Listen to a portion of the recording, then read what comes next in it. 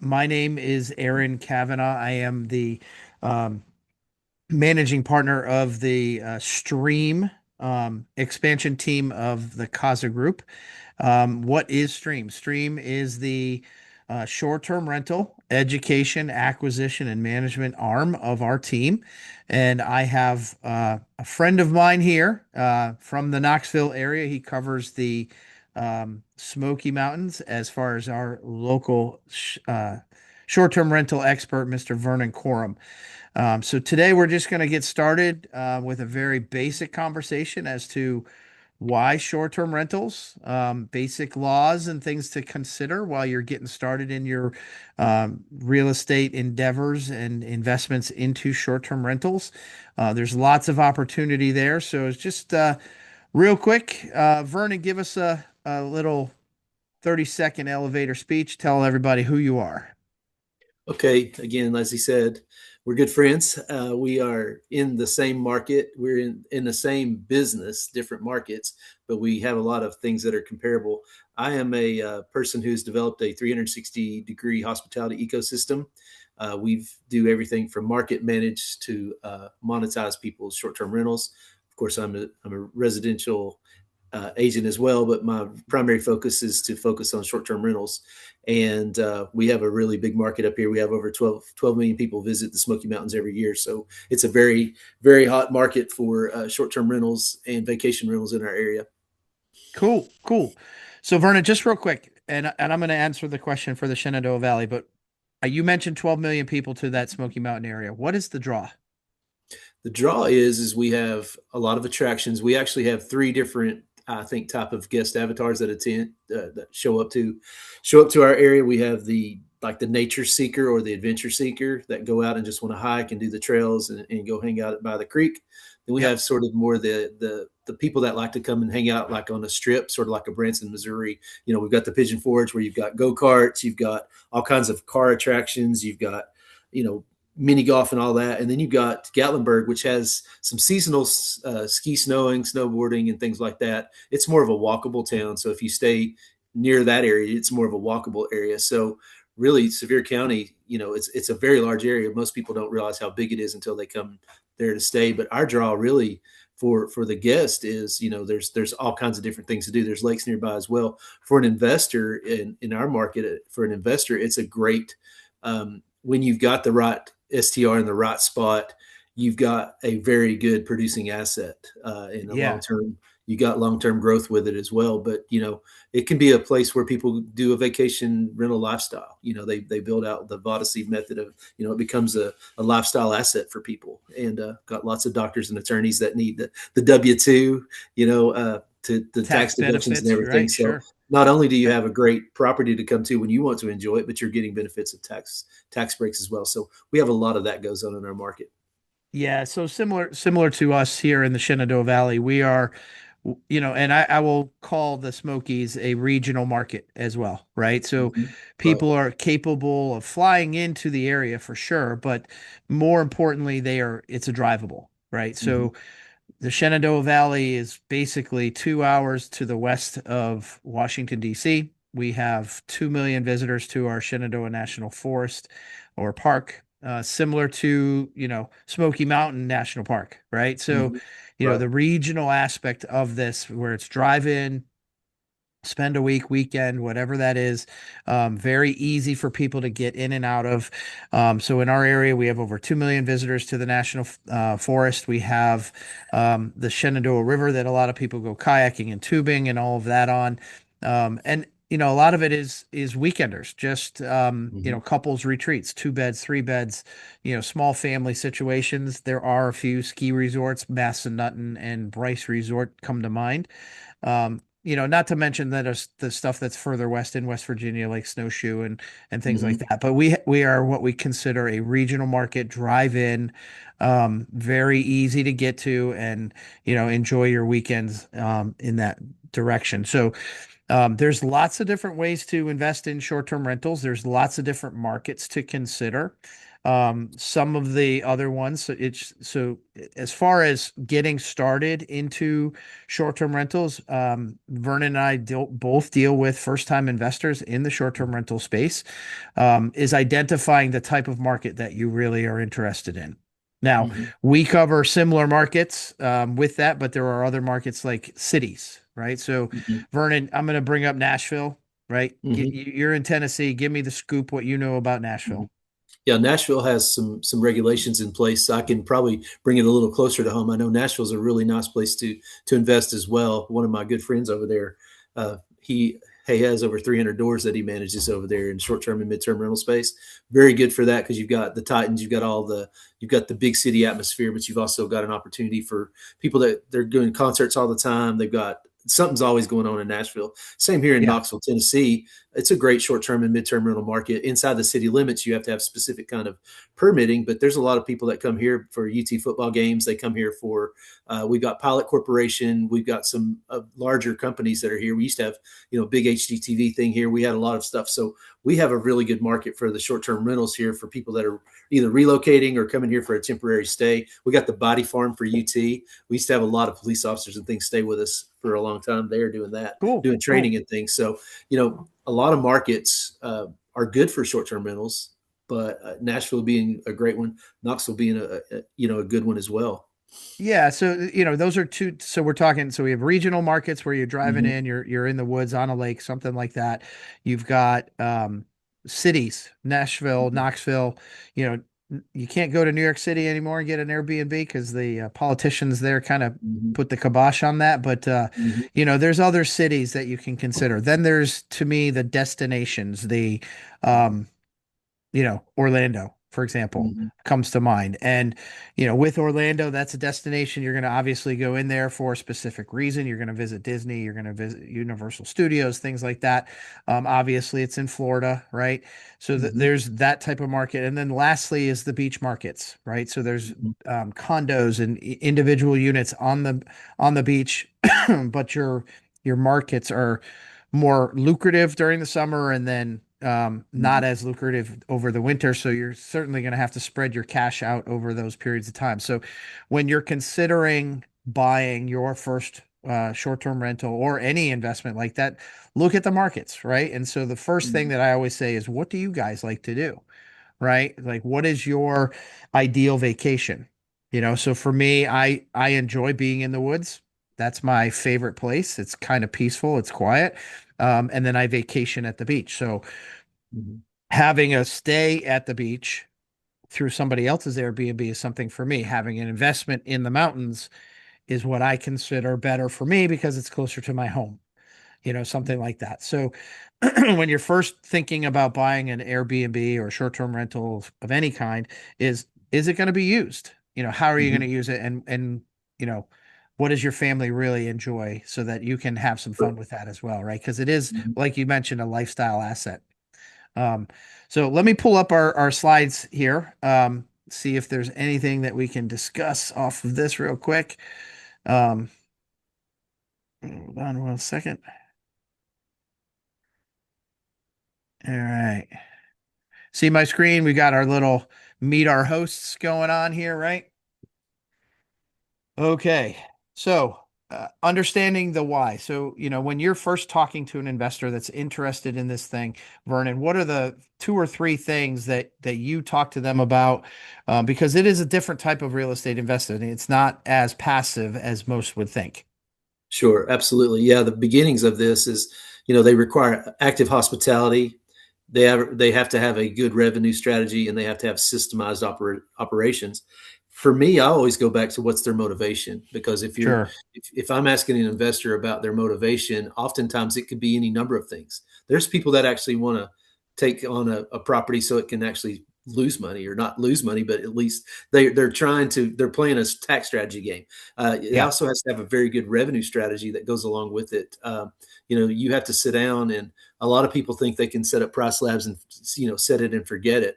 Uh, I can tell you that's not the case. And then a lot of people also think that it's a passive income. And I noticed, my one of my main uh, people that helps me with hospitalities on here, Ashley, she can tell you very, very quickly that it's not a passive thing. Even for an owner that wants passive income, they better be involved in it. They better know their why behind it, because there's going to be some lean times. There's going to be times where things are going to get hard. They're going to get tough. And, I always talk about motivation and their mission. What's this asset designed to accomplish? And if that Yeah, asset's designed to accomplish a certain thing, then you've got to make sure that that's always the key. That's always the main thing. And then finally, do you have adequate reserves? Because, short-term rentals, as you said earlier, they have peaks and valleys. Even in the Smokies, traditionally it's slow January, February, and September. And as a business owner, for myself too, for me, that I have to plan ahead for that as well. So you have to have some strategy when you sit down to do it. You're not buying a property; you're buying a short-term rental business, even if you're buying one property. yeah, and so just a couple onto what you're saying here. So, what I see here is, when you're buying, let's just call the different types of assets. So you can buy your first property that's going to be a hold, right? Long-term rental. The ideal situation would be if you're going to buy, you're following that 1% rule. So you want to buy something that's 150 grand. You want to be able to pull in $1,500 a month. You're paying your asset off through somebody Mhm. else's income. Short-term rental is the same, but at the same time, we are now looking at it through a different lens. So if I'm buying a $150,000 property, I have other expenses that I have to cover. I have to furnish the property. I have to hire people to clean it. I have to hire people to manage it. And I don't have to hire, but it could hire Mhm. somebody to manage it. And then I also have to have supplies, right? And so, when you're looking at a $150,000 asset, I would want that property to produce at least $30,000 a year for that asset, not only to pay the debt servicing, the mortgage and the insurances and taxes and things like that, but to pay my employees, the people that are taking care of me. So finding that right balance between a producing property and where you want to be as far as your strategy. Because to me, there's three ways. I want to have it as a place where my family can go and use it and rent it to pay for it and break even. I'm going to use it because I'm a high income earner. I'm a doctor, lawyer. I want to reserve some of my income as a tax deferred asset. And then lastly, it's pure revenue generator. I just want to make as much money as I possibly can through that. And so to me, the why behind the STR is I think it's the most profitable, though not the least, not the most passive, right? You have to be more actively involved. Whereas a regular full-time rental, you can kind of set it and forget it. As long as the tenant is paying his bills, you're off and running, right? Um, Mhm. okay, so market saturation. We've talked about this a lot. Everybody keeps, every appointment that I go on, they're talking about market saturation. Vernon, what do you think about market saturation? Well, first and foremost, I don't think markets are saturated with excellent. I think they're saturated with average. And I what agree I with mean by that. that There you is go. what stops the scroll when you're going through it. What's Instagram worthy? So a lot of times I feel like when somebody says the market is saturated, it's because they own, in our market, 14,000, 20,000, whatever that number is. It changes, and I see different things on that. I have to believe sometimes it's just because someone buys something and they buy something that is just average, and it's just looks like what everybody else has. And in the Smokies, it's like, you got all the little bear decorations in their name, barely licious or barely legal or barely naked or whatever funny name they put on them. They Right, do that, and they're very average. So the right. properties that do much better are the people that come in and they say, okay, this market has a lot of rentals, but how can I differentiate myself in this market? That's my first thoughts when I think of that. Sure, me too. And so, what I know, and so I've been a real estate agent for a long time. I'm going on 24 years now. And I've only been in the short-term rental space since COVID. And I'm just going to use that as the linchpin. Now, obviously, short-term rentals have been around for longer than that, but so when COVID happened, a lot of people just wanted to get away from the cities, get away from people. They were buying investment properties further out into the woods. As long as they could, get high-speed internet, they could work from there and save their families from whatever this thing was. And they bought these homes, they furnished them, they went there, they stayed in them, and then now they're like, well, what are we going to do with it while we're not here? And so they decided to rent them. And at that time, anything out in the woods, everybody that couldn't afford it wanted to rent them. So, Mhm. people were making a lot of money renting these properties on short-term rental basis, because of the circumstances. I think our best year in short-term rentals was 22, 23, right? It's Mhm. everybody got in and then they started ramping these things up, and then 24, 25 happened. 25, there's, a little bit of a dip because of political and economical environments. So, so what I'm saying is, I think you're right. You have to be special, right? So in our marketplace, what is considered special? It's not the same property over and over and over again. Everybody knows that they should have a hot tub in our market. Everybody knows that they should have some kind of game room or something like that. But what is it that's setting that property different than everybody else? So Vernon, just quick, you manage a bunch of properties. What are some things that you do to make your property stand out that are different? Well, I have some properties I've been working with for, 6 years now as a manager. And, I talk about that with them a lot because when I was early in the market, I couldn't be as choosy as I am now. But, the things I'm looking for is, you know, every property needs some sort of little makeover when you buy it. So I always plan Right. that in my budget. I think you got to create a design that competes.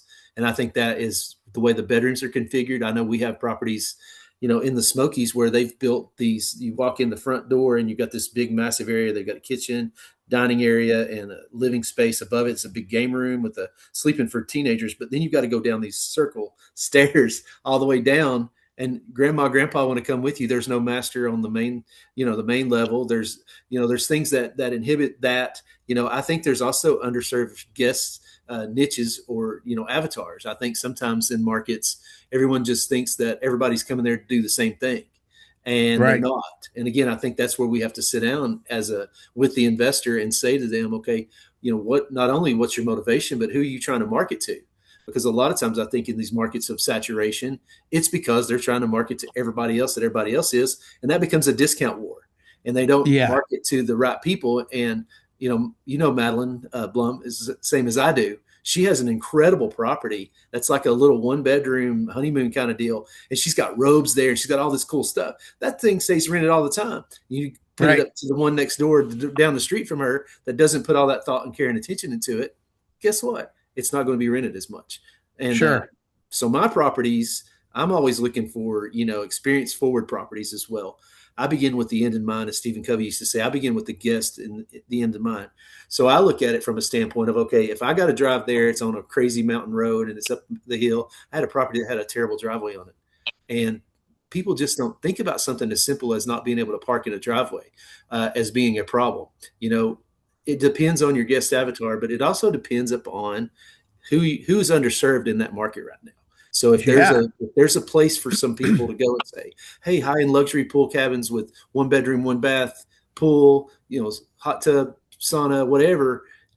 If they see that those are the ones that are performing, those are the ones I'm telling folks to buy right now. Yeah, That's sure. traditionally what's working really well in our market right Yeah, I see Ashley shaking her head. So Ashley, give us some opinion on some of this. Come on, now. you're Yes. helping Vernon. He's right. I mean, they want a guest experience. They want something that nobody else has. And the more that you can, cater to that, the better. We get a lot more Yeah. rentals because of what we have to offer in our cabins and our STRs. 100%. I Yes. completely agree. So, when I sit back and I have just before this call, I had a conversation with a young man, um, young family, brand new baby, looking to buy their first STR up to 600,000 in our market. That's pretty good. Um, but they were actually interested in something different, right? And so he came to me with a property in mind. It was Scandinavian looking. It's an A-frame type scenario. It's two bed, two bath, and it fits the personality. In our market, there are only 6 or 8 of these that are available. They all produce in the $100,000 a year range at this 500 price point or below, because you can build them for less, if you're willing to wait. But it's that new, modern, still has the wood accents, but it's got the sauna, the cold plunge, the EV charging station, the hot tub, the whole thing. Um, The other thing that's very, very important is whether or not to be pet friendly. So this is a round and round conversation. A lot of people ask for it in our market because they do drive from DC. They spend the weekend here. They want to bring their dog, go hiking in the national forest, right? Visit the waterfalls or whatever the thing is. They don't necessarily want to, lay their dog up in a kennel for the weekend. So I'm firm believer that, if I'm targeting younger couples, that's my avatar, and pets, those two things are going to profit the most, because if I can add a fence to the back of the property that allows for the dog just to go outside and do its business, as long as they're cleaning it up, we're good. Um, and then I'm going to keep amenities like LVP flooring, easy to clean furniture, stuff like that, so that it's not being destroyed. Those two things are the most profitable right now in our market, right? So, what other things do you see? Obviously, we see gay rooms, right? So, people like pool tables. That's a fun thing. But if you're targeting a young couple, they may not want to play pool together. They may want to do something different, right? So, you don't necessarily have to add the gaming systems and the video game machines and the foosball and all that stuff if you don't have the space for it. The other thing that I want to mention real quick, and Vernon touched on it too, is you don't have to overload the space with number of people and furniture, right? Simple is better in my mind. If you've got 1,000 square foot, 2 bed, 1 bath, you don't want to put 8 people in that house because there's only one bathroom, right? Mm-hmm. So, in the Smokies, we see a lot of smaller I say smaller, 2 beds, 3 beds that cater to 10 to 12 people. How do they manage that? So, Vernon, you tell me, how do you get the number of people into those types of properties? To me, I don't believe more heads and beds are always the best answer anyway, simply Okay. because when you're trying to get ready to go out on the town and you got 8 people trying to share a bathroom, that's just hard. I also Right. don't like a lot of cabins. You'd be surprised. People value their privacy. And so you'll have a cabin that has one door on a bedroom, and then they'll have 3 sleeping spaces where one of them's basically a couple of bunk beds in a living space. And then it's Yeah. just, to me, that just, you got to think about from a guest perspective, more heads and beds is not always the answer. I feel like sometimes it's almost better to have a premium design or an updated design and have less people come. Maybe add the charger for the cars. As you Yeah. said, add a pet friendly environment. Add some other amenities like a sauna or other things that people are looking for. Have high speed internet. That's a super super important one to a lot of people, For because when you're sure. traveling, I know when I travel, when you travel, Aaron, you're like me. I don't really leave my work behind. My work goes with me. And so if I go Right. somewhere like this weekend, I was in Nashville, I carry my own personal modem with me because I want to be able to access the internet. And I know that what I take with me is going to work versus what they provide me. So I think those are the things we've always got to be thinking about. I don't think sometimes it's about piling a bunch of people in a property. I think it's more about what experience are they having while they're there. Can they can Yeah. they sit in and I think seating is important. I can go, this is a rabbit hole we can go down all day long. Seating is important. You go into a lot of properties and they'll have sleeping space for 8 and they'll have seating for 4. And you're like, well, where's the other 4 people going to sit? Yeah. It's They're, kind of they're, like, they're you forced don't to think sit about at the that. picnic table outside. Yeah, exactly. For sure. Right. And cleaners hate bunk beds. Ashley will shake Yeah. her head to that one there too. Yeah. When Yeah. you're bunk bedding people, who wants to sleep in a bunk bed on it? If it's kids, fine. But when you're trying to do that for adults, I've got a property that used to have bunk beds for adults. I'm like, who wants to sleep in a bunk bed? Anyway, Yeah. like I said, It that's a doesn't rabbit quite hole we work. can go down all day long. Yeah. Cool. So, all right, we've got the property. So, Vernon, Mm-hmm. what are some tools that you've identified the unit? Now, what are some tools that you use that kind of help provide the projections, the understanding of what this thing could do, as Right. far as stuff. I've got here Air DNA. So I know that there's other sources out there. So tell us what you do to, qualify a property and make it one of those that you would buy or Yeah, send when to I one of take your on an investors. investor, that's one of the first places I go. You got to remember on AirDNA, there could be some fluff in there, and also Sure. when an owner gives you a printout of their gross income, make sure you get a P&L from them as well, because a lot of times they may have grossed $100,000, but they may have had $120,000 worth of expenses. So you have to be careful with that. But I Right. use a product called, I think it's called B&B Calc. It's a pretty Yeah. reasonably priced thing. And what's great about it is kind of, you were saying the other day, do you have like a Excel spreadsheet? I got some proprietary stuff I use as well, but I use that because what's great about it is you can plug in the information to it. And then there's a free one out there called rabbu.com, rabbu.com.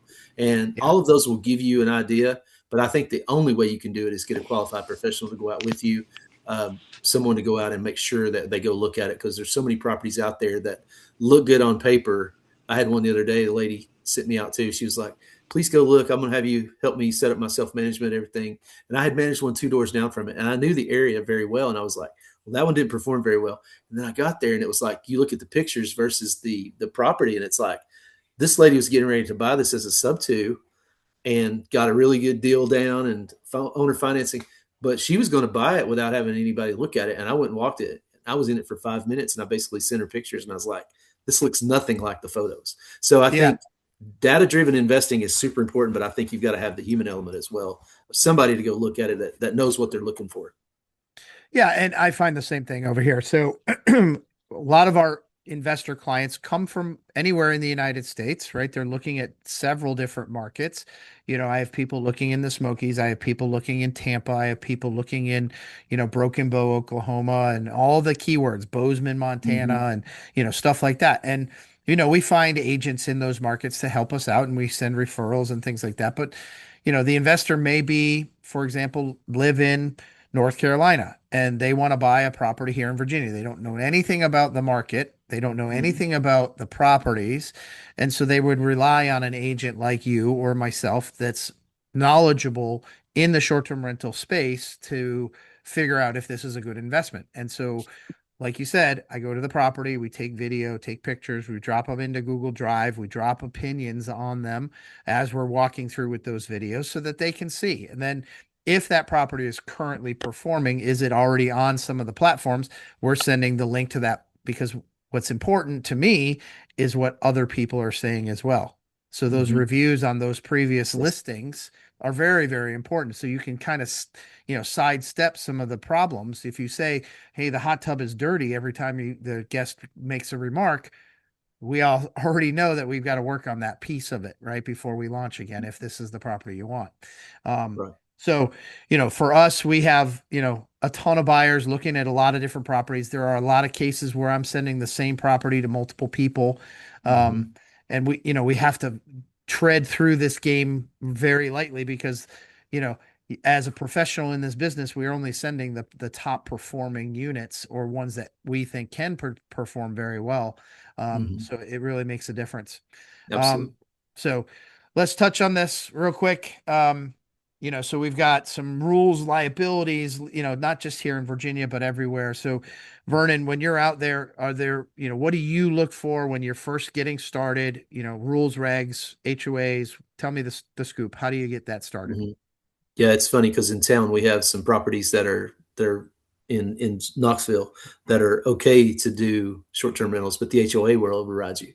And in the Smokies, they just started doing what a lot of folks are doing is they're actually doing the short-term rental inspections. And Mm, they've got a little bit of a backlog even on these. They've been doing it for almost 3 years, and there's properties that have not been inspected yet. There's another county near us that has a really nice lake, and I went in there the other day expecting this big, huge laundry list of things we had to do.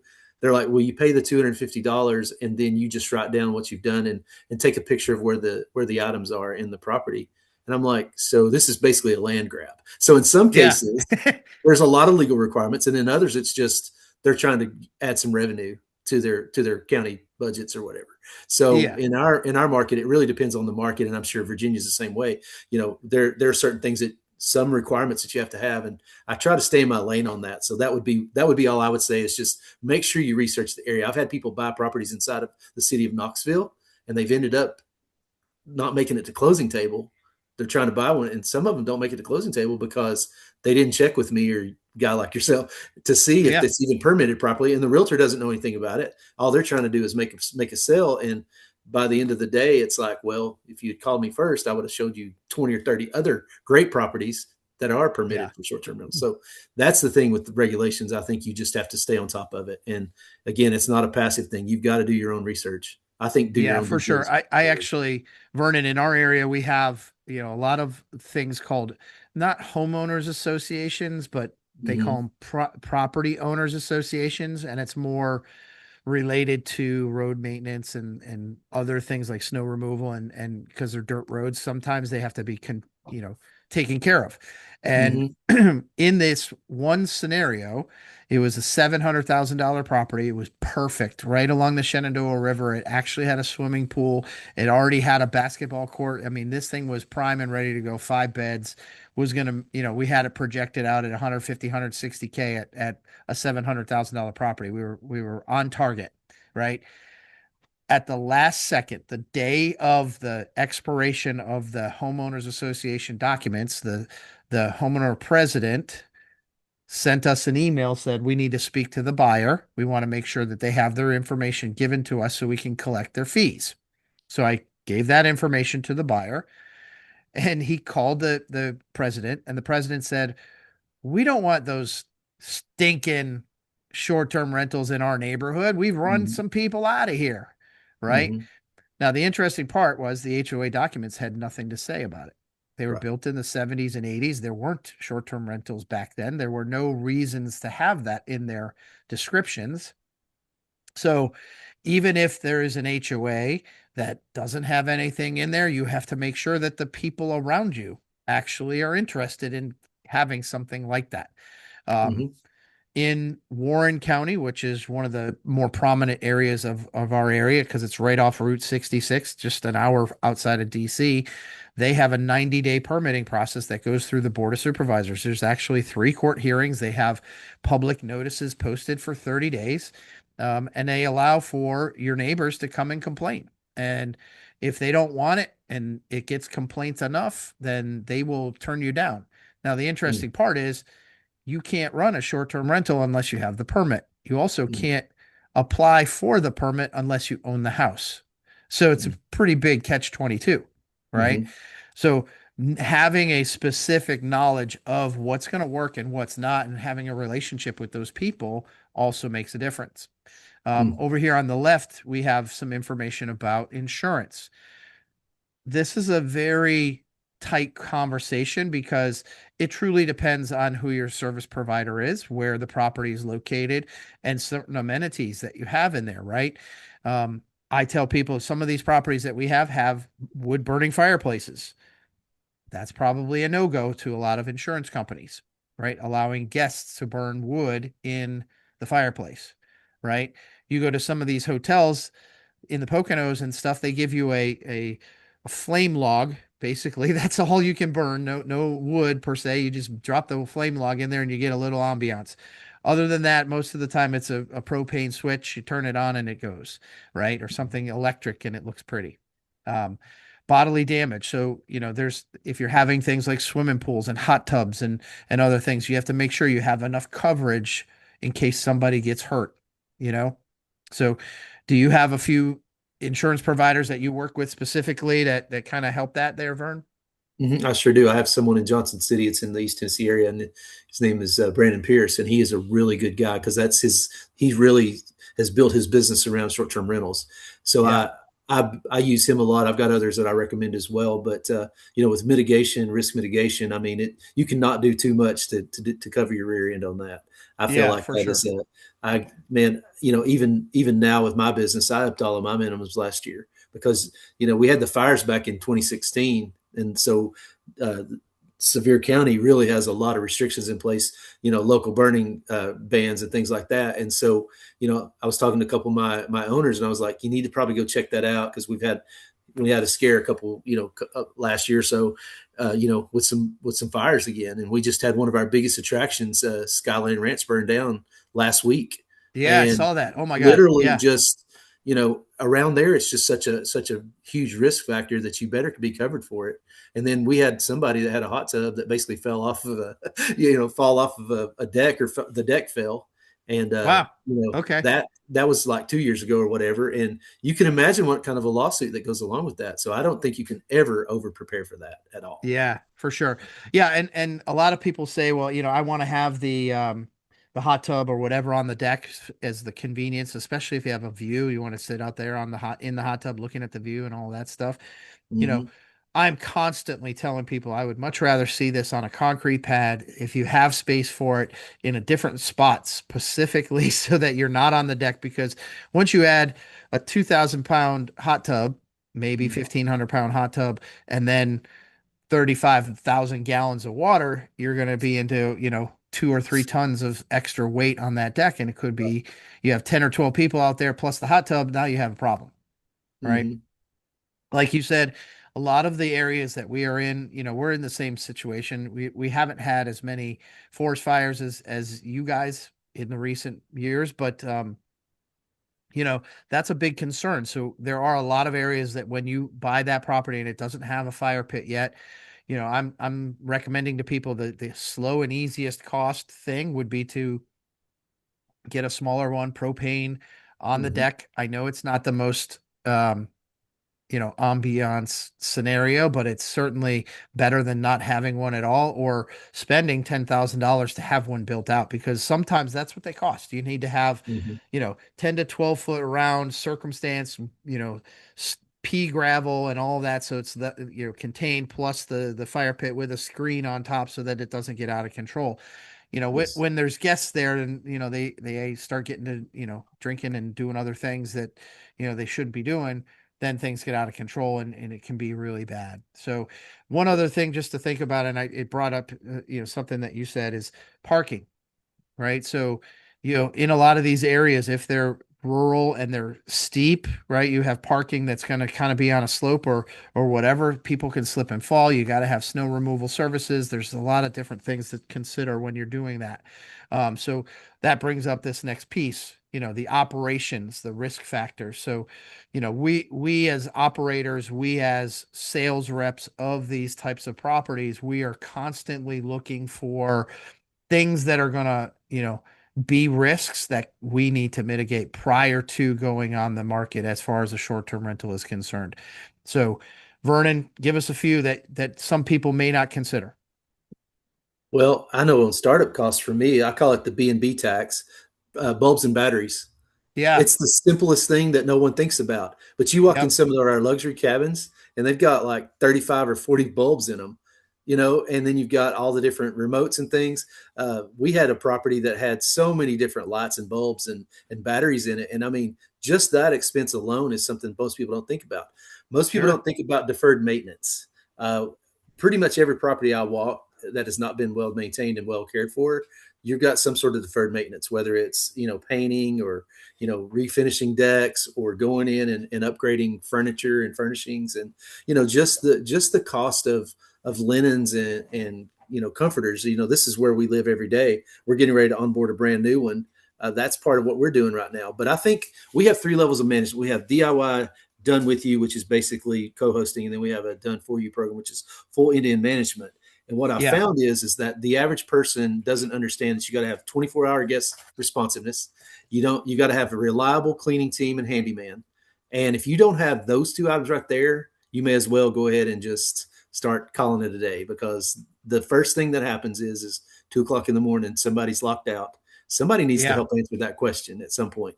You got for to have a sure. good vendor network. And I think you've also got to have, if you're going to manage it yourself, the trusted advisors and the trusted team around you. Anybody can manage themselves if they got the right people.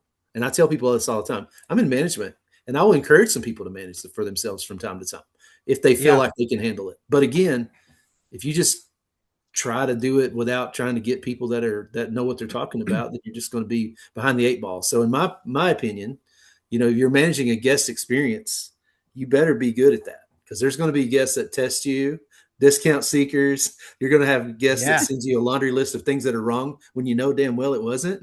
You know what I'm Right. saying? And Yeah. I just sat in that hot tub myself. It's yes, working exactly. perfectly. Right, exactly. Before you got there, I walked it 10 minutes before you got there.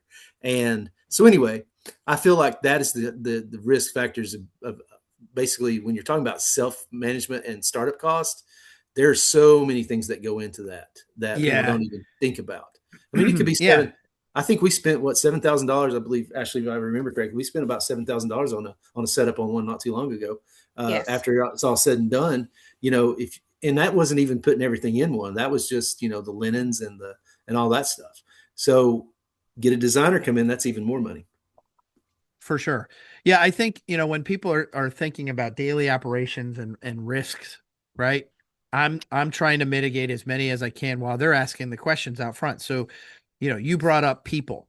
If you don't Hmm. have the right, so there's a 4P strategy that we go by. So the first is the Hmm. property. You have to pick the right one. You mentioned that earlier. The Hmm. second is you have to price it appropriately to match what your avatar is looking for. So one of the criteria on the 5-star review is value, right? So you got to make sure you're priced appropriately. The third piece is the people, right? You got to have the right people in place so that if there is a problem, that it can be handled within a timely manner so that the guest will give you that perfect experience review, right? And the fourth P is just, you know, it's kind of one of those arbitrary things, but people, Property processes is what yeah, you said. processes and systems and things like that. So Hmm. for me, I am all about, making sure that, for example, I, I have a property that's on a paved road that's 1 mile from the main road. Very easy to get in and out of, right? If there's snow, it's handled relatively quickly. The team also has a property that's 5 miles in on a dirt road that you have to go through a cow field over a cow grate, and there's several trees, and the property is absolutely gorgeous. It's worth $1 million. It's on the water, but getting to it is a pain in the tail. And there's a lot of other maintenance that comes with that, like trees that fall down, and so that's a risk that you have to, consider. You can't get or access that property because snow removal is not going to be a thing, right? So, Right. those are very minor that you're not thinking about. Oh, Jason, that's the best place. It's private. I love it. Everything's perfect, but can I actually get to it? That's a big one. Um, Hmm. I'm looking at other risk factors. I drove one, Vernon, you'll laugh at this. There were no rules, no HOA, nothing like that. But as I'm driving up to the property to take a look at it, there are um, neighbors' signs that say no B&B. Bright red wooden sign carved out with black letters Right. that said no B&B. That's a risk factor. Yes, it is. I don't need the next door neighbor being angry with me for renting my property. So this is something that I want to try to find out as much as possible right before we do it because, Sure. you never know what the neighbor's going to do. And, Hmm. you can't have them showing up at your guest's doorstep, yelling and screaming at 5 o'clock in the Hmm. morning because they're Right. still out partying. So, Yeah. Ashley's smiling in the background because we've experienced that at one of our properties. Yeah. yeah, Uh, yeah. Right. So, we can't, it we really can't has been solve funny every because, problem, but it's yeah, there's so certainly, many other things to factor in, and I say go stay at your own property too, yeah. or stay there a week or so. Or if you can go rent it out before you buy it, that's even better. Sometimes, Yeah. or rent it out before you buy it Yeah, we because call you that can go soft experience it openings, as a right? guest. Hmm. Yeah, soft Correct. opening. We had a gentleman stay at our property when we first opened it. He was there for 30 days and, Hmm. basically told us the ins and outs, every stinking thing about it. And it got to a point where it was all upsetting to us because we spent a lot of money to fix it. But if we hadn't have done that, we would have been fixing it anyway. Right. Hmm. So it Right. is one of those things. So we brought up a lot of stuff. So first Yes. things first, identifying the right avatar. Who is the person that you're trying to target the most with your marketing, and what are the types of properties that they would be looking for, right? And is Hmm. that in your budget, right? If I'm targeting a beach property that's, going to host 20 or 30 people, can I afford a $2 million unit? Maybe, right? Or am I targeting a $300,000 cabin in the woods that's 1,000 square feet, 2 bed, 1 bath? Everybody's happy, right? So figure out what your avatar is first. And does that match your market, right? I would tell you in a resort town, you probably want a bigger property because more people are going to come. They're going to ski. They're going to spend the week there, longer term stays, want a bigger space, right? The next is the actual property, the renovations, the thoughtfulness, the stuff that Vernon mentioned that brings into the property all the good that's going to make this thing better than the next door neighbor, right? Including photos, right? Hmm. The next is risk management. Who are the people and the things that you have within the property that are going to make it even better than the next door neighbor because you've taken the time to think about the extra steps, right? All right, so people.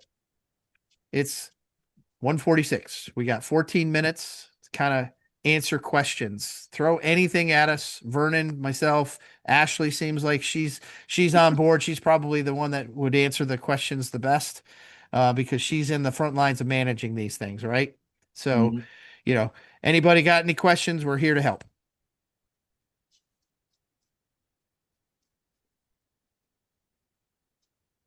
We did such a good job. There's no questions. I can't remember all of the softwares that you mentioned during I tried to write them all down, but I didn't get them, the different Got it. softwares that you use. Okay.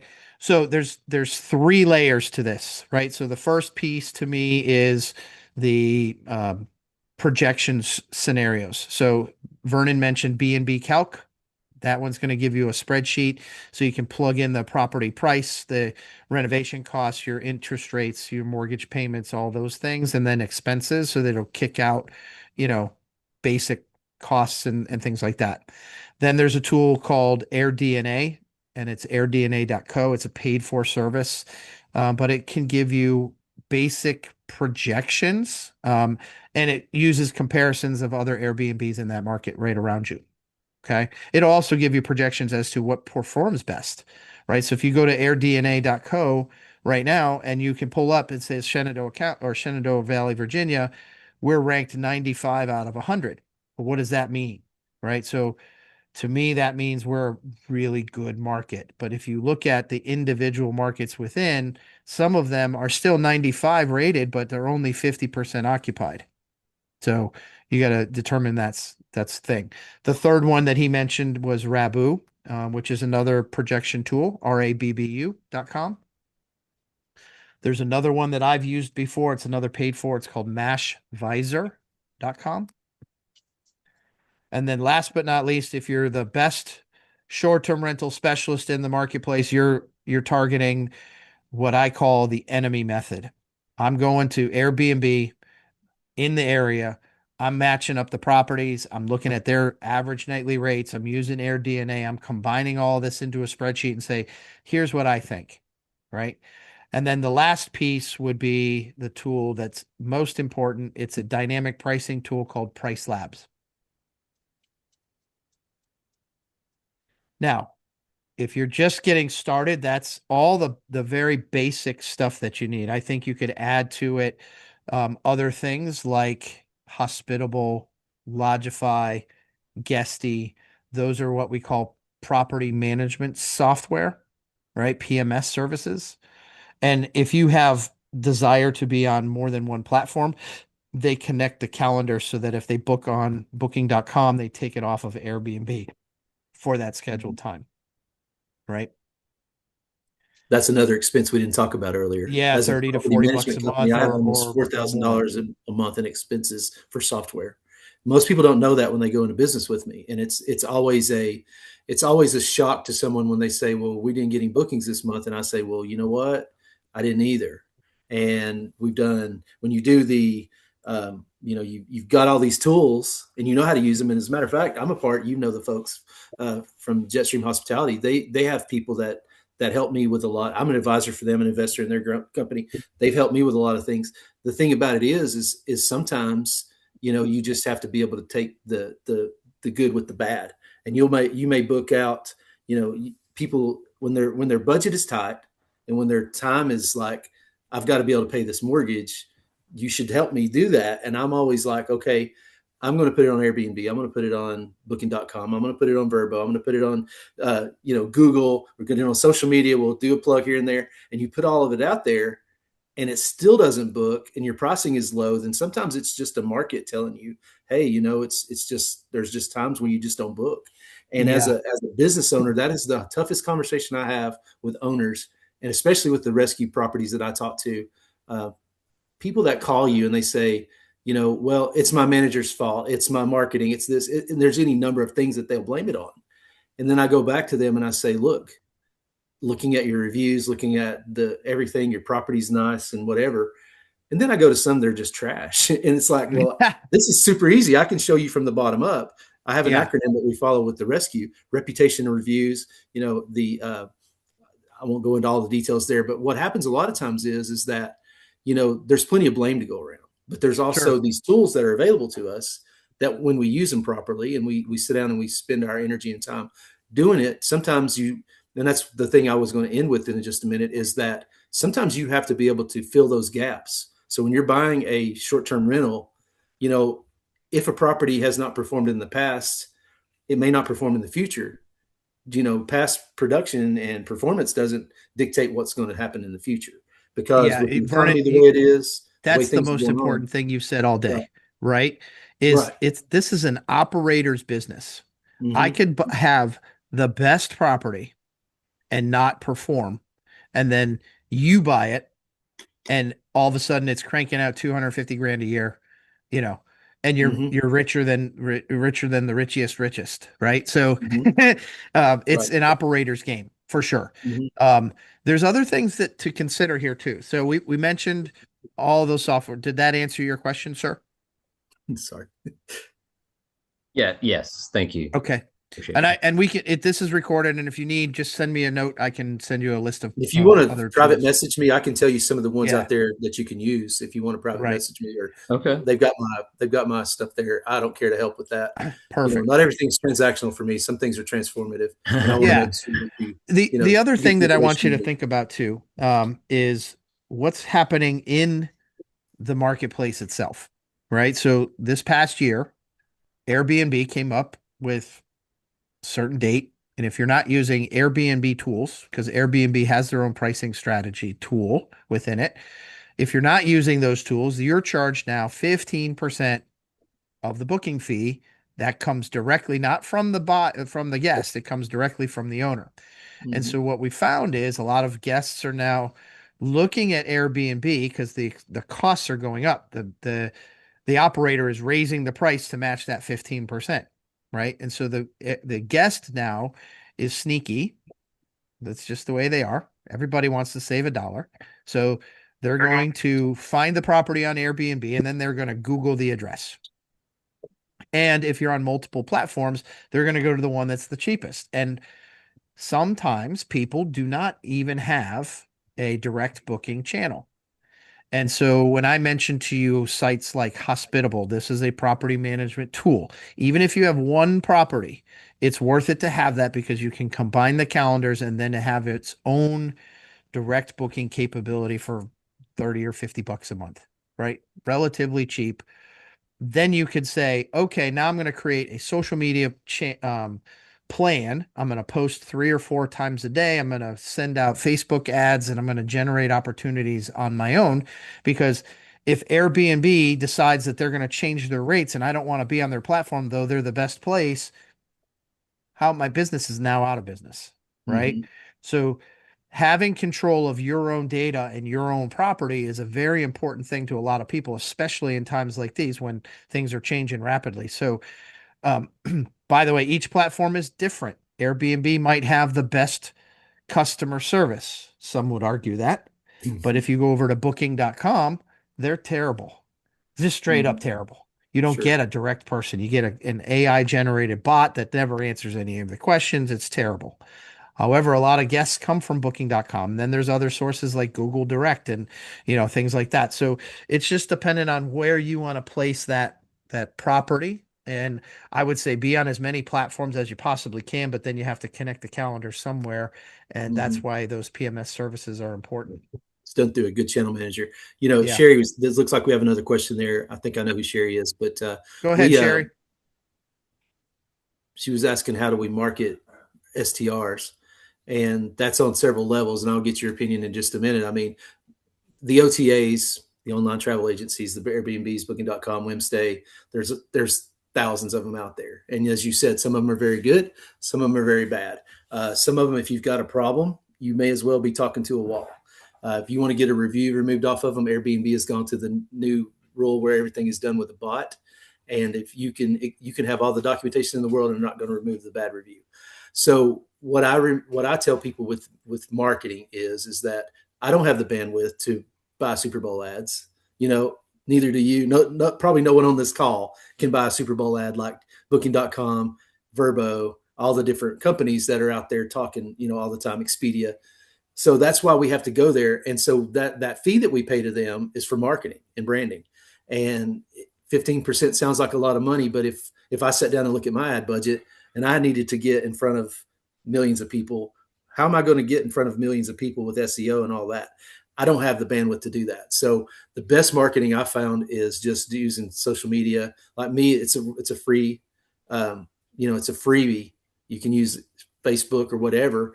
But again, I feel like sometimes the answer to that question is that you put it out there everywhere you can, get the best pictures, get the best descriptions as best you can. And, you have to let the market decide. It's the same in real estate. I've got Yeah. properties that look incredible. I've got a great property right now, good pictures and everything. We had a couple showings on it, but again, some of its locations, there's a lot of variables that come into play when you're marketing a property. Yeah, I completely agree. So here's the thing. So if I'm a property owner and I'm in the short-term rental space, it's not just a property ownership. It's not just an investment. It is a business, right? So there are moving parts. You've got supplies, you've got people, you've got, employees, you've got all kinds of things going on. And you want to generate as much income as you possibly can, in my opinion. Take out the other scenarios. Yes, I want to use it as a place to go for my family. I'm going to do that. I'm going to use it as a tax deferment. Yes, I'm going to do that too. But most importantly to me is generating revenue so I can pay for the asset, right? How am I going to do that? So I'm going to build a strategy. I'm going to start with a SWOT analysis. What are my strengths? What are my weaknesses? What are my opportunities? And what are my threats? The threats are the other people around you, right? What are my opportunities? I can only handle what I can handle, right? What am I able to control within my environment? And then what are my weaknesses? I know what's wrong with the house. I'm going to add some things that I can add to it to make it even better. And what are my strengths? I might have a view. I might be on the water. I might have the only cold plunge. For example, I have a property listed in this little town, and there are 6 total Airbnbs out of 1,000 that have a swimming pool. I'm one of them, right? So that's my strength. I need to manage that strength. So I'm going to look at all of that. Then I'm going to create my social channels. As an individual real estate agent, there are a million real estate agents out there. Everyone's a dime a dozen, right? It's a commoditized business. What's different about me? I focus in on short-term rentals. What's different about Vernon? He focuses on short-term rentals. We get the lion's share of the conversations in our area because of the specialization, right? So what is special about that property, right? Once you have that, then it's a matter of content. Let's create content. Facebook, Instagram, whatever. I had a property. I'll pull it up here for you. Absolutely gorgeous. It was built, it's a 4-bed, 3-bath, A-frame with a view. It's the best producing property I've ever seen. It's called Ava Shenandoah. If you want to Google it, you're welcome to do that. I'll pull it up here as a screen save. But at the end of the day, the gentleman was only on one platform. He was only on Airbnb. He produced $120,000 in gross revenue on Airbnb alone. But then he used a property, I don't know what you call it, but a promoter, basically. It was a company out of New York City called the Content House, and they created a whole marketing campaign and a Stripe account, which is basically income, a website where they can monetize it. And they had a direct booking website. And through that system, he generated over $300,000 in gross revenue. 1 year, 400 plus $1,000 on a $700,000 property. So if that's not the best business model that anybody have heard about, right? Now, first it started with a really sexy property. The second, it started with a really good marketing plan. So what did he do? He paid the content house $5,000 for a setup. He paid them $3,000 or $4,000 a month to run ads, right? They did constant videos. They did constant marketing through different channels. They were all over the place. Twitter, Instagram, TikTok, all the places that you can think of. And he couldn't now he's a tech guy, but he was like, I'm going to do this. I know it's going to generate revenue, but I'm not going to spend my time doing it because I already work full time. Right. So if you have the super special property and you can afford something like that, it's totally worth it. Would you spend $3,000 to get 400 grand back? I would, Mm-hmm. So, let's pull up that property real quick and give everybody a look at it. Yeah. Yeah.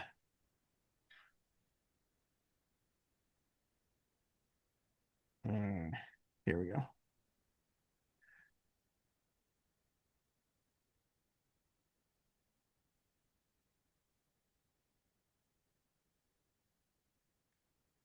So as you can see, super sexy photographs. They change them once a quarter.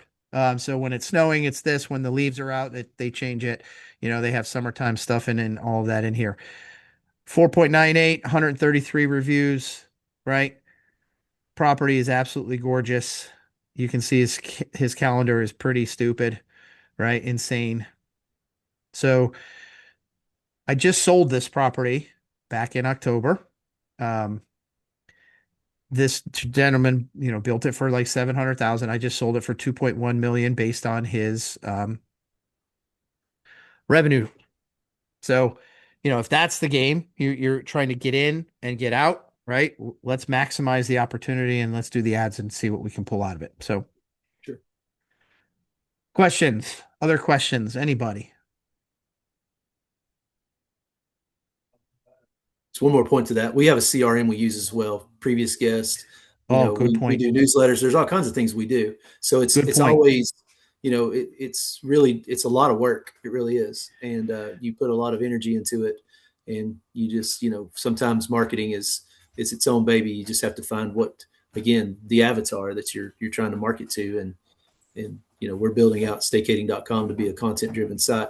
It's down for a couple of days right now while I'm working on it, but we've got a really good idea with that. I think content drives everything, and so Yeah, drive content. That's going to do totally. Yeah. And so, Vernon, I totally blipped, right? So, a huge email list of guests, right? Like, that's an important thing. As a real estate agent, I have a database of people that I market to. So, I'm on social, I'm calling people, I'm emailing people. Well, yours is a business as well. You want repeat guests. So, how do we get repeat guests? Okay. Mm-hmm. We're going to have a tool like StayFi. Mm-hmm. Now, StayFi, it's a very basic thing, but it's basically forcing the guest to register with their email onto your Wi-Fi at the property. You can't give them your email address through Airbnb. The Airbnb will kick you off the platform. So there are other ways to generate the email address for that particular guest, right? Vernon mentioned a property manager that we use. It's called Jetstream. They use another tool called Superhog. Superhog is absolutely, like, if you investigate superhog.com, I think this website's changed now, but just Google Superhog, you'll figure it out. Superhog is an insurance platform. The guest gets provided some insurance. You get provided some insurance. So in case there's something that goes wrong, not only do you have the coverage from the platform, but you get coverage from Superhog. In that particular scenario, Superhog takes in their information. They do a background check. They do all the things that need to be done. You can subscribe to that. That's an important piece. So then you can retarget those guests. Hey, did you enjoy your stay? Here's a 10% discount. Oh, by the way, there's other things like concierge services. Who do you have attached to your property that could be a private chef, a masseuse, discounts to Dolly World, right? Mm-hmm. Restaurant, ski passes, right? So we have some people that are registered or have properties in ski resorts, and they get the corporate ski passes so they can give them directly to their guests. That helps bring in additional people, right? Because they're getting some value out of it. So lots of little strategies along the way. Some of it's Mm-hmm. costing a lot of money, but I would say looking into, email marketing would be StayFi. That's the first and easy one. That's just to Mm-hmm. register for your Wi-Fi within the house. The second one would be, attaching yourself to a service like Superhog that's gonna, do a background check and stuff like that on your guests and get emails. And you can charge the guest for that, which is what we do. Bingo. That's right.